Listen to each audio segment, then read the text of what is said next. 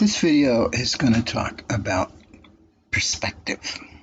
Usually when people talk about perspective, they start with an image like this. There's a horizon line, vanishing point, maybe some telephone poles. Okay, that's not really where I want to begin. I'd like to begin with this image. This is a painting from Altamira Cavern in Spain. It's an orc, I think, and it's utterly magnificent drawing. Okay, the reason I'm interested in this drawing and want to start with this drawing is because, like the people in Spain 15,000 years ago, I like to make drawings. So I made this drawing. Then I made some drawings of some birds. And then I thought, well, why don't I write some software that I can turn these little bits of drawings into 2D animation, because everybody wants to see animations nowadays. They don't want to look at drawings. So I wrote my software, I put it all together, and I made this little clip. So in this clip, there's a little bit of perspective going on. Things get smaller as they move into the distance, but that's about it. So I thought, what if I wanted to include the Spanish bull in one of my animations? I would be pretty much limited to showing this bull either moving left or right, because I don't have any side views of the bull. If I wanted it to move into the picture plane or out of the picture plane, I would need some side views. So I could, of course, draw side views, but it's a lot of work. So is there a way to programmatically generate some side views of an arbitrary image? And there is, I think, and for that we need some kind of perspective transform. The kind of transform I'm talking about looks like this. Here I've got an original view of this colonnaded facade of a building. I've shown two ways we can make it recede into the distance using conventional perspective. If we had these perspective transforms, we would be getting a pretty decent side view, and maybe we could include an animated bull. So thinking a little bit more about that, I've redrawn the transforms a little bit in one transform region, and I stuck it or superimposed it on top of the original drawing. So you can see we've got these red line segments and the borders of the original drawing shown in black and white. And we're basically talking about a mapping problem. What we want to do is take every point in the original region and map it to some point within the new perspectively transformed regions. So I'm going to concern myself with a simple square region, a one-unit square. And I'm going to use a coordinate system, which involves an x-axis and a y-axis. And so since it's a unit square, the axes run from 0 to 1. And the origin of the coordinate system is in the upper left corner. That's a pretty common convention in computer graphics. We now need some parameters, some numerical values to completely characterize the region we're mapping into. And we need three.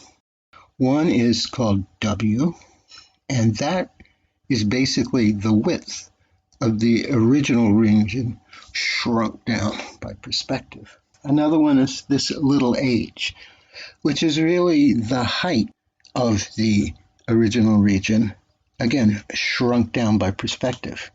Finally, we've got this thing called F, which stands for fall, and that represents how far the upper right corner drops down as we move along the x-axis. So this diagram pretty much summarizes everything we've said so far. We've got our two regions. The subregion here is shown delineated by red lines, and it's characterized by these three parameters. Each point in the first region maps to some corresponding point in the subregion. And the question is, if x and y are the coordinates of a point in the first region, what are the coordinates x prime, y prime of the point to which it is mapped in the subregion. We can start by noting two little line segments A and B and observe that y is the sum of a plus b. Now A is really the fall adjusted as we move along the x-axis. We can therefore write A is equal to f times x. Now what about B? B is really the y-coordinate scaled or shrunk down as we move along the x-axis. So we can say y is b, so we can say b is y times some shrink function. What do we know about the shrink function? At x equals 0, the shrink of x is 1. There is no shrinkage. At x equal 1, shrink of x becomes h. That's the maximal shrinkage. And so we can put shrink of x is equal to 1 plus h minus 1 times x. And we can put it all together and write y prime as f times x plus y coordinate times shrink of x, where shrink measures the shrinkage as we move along the x-axis. Okay, let's look now at x prime. Recall that when we computed y prime, we shrank vertical space via this shrink function. Well, if we're going to shrink vertical space, we had also better shrink horizontal space. So here in this diagram, I've written a little horizontal space, or a little horizontal length, delta x, that's at the point x, y, and then there's a corresponding delta x prime over at our map point in the region. We need to shrink horizontal space at a rate proportional to which we're shrinking vertical space. If we don't do that, we're going to mess up aspect ratios. Tall, skinny things might become short and fat. So putting that down formally, we're really saying that delta x prime is some constant times shrink x times delta x. If we divide both sides of that equation by delta x and let delta x go to 0, we get a differential equation, which I've written down on the slide. It's a really simple differential equation. It's a constant term plus basically a term in x. So the solution is quite simple. Also, I've written it down. What we need to do is find k, of course. And we can note that at x equal 1, x prime equal w. Plugging those values in tells us that k is 2 times w over h plus 1. So at the bottom of the slide, I've written out our equation for x prime. You'll note that it's a quadratic in x, which is interesting. So here in one place is the actual perspective transform.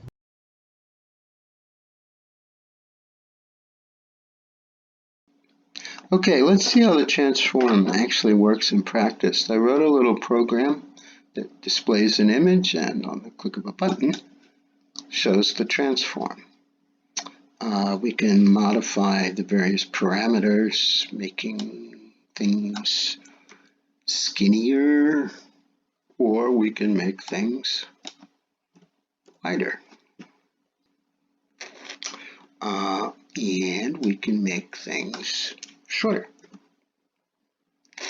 And this particular combination of values is interesting because it shows how we're introducing some pretty significant distortion. Lines that ought to be straight have become curves. Why is that? Well, it's because of our math. If you look at a transform, y prime is a linear function of x. X prime is not a linear function of x.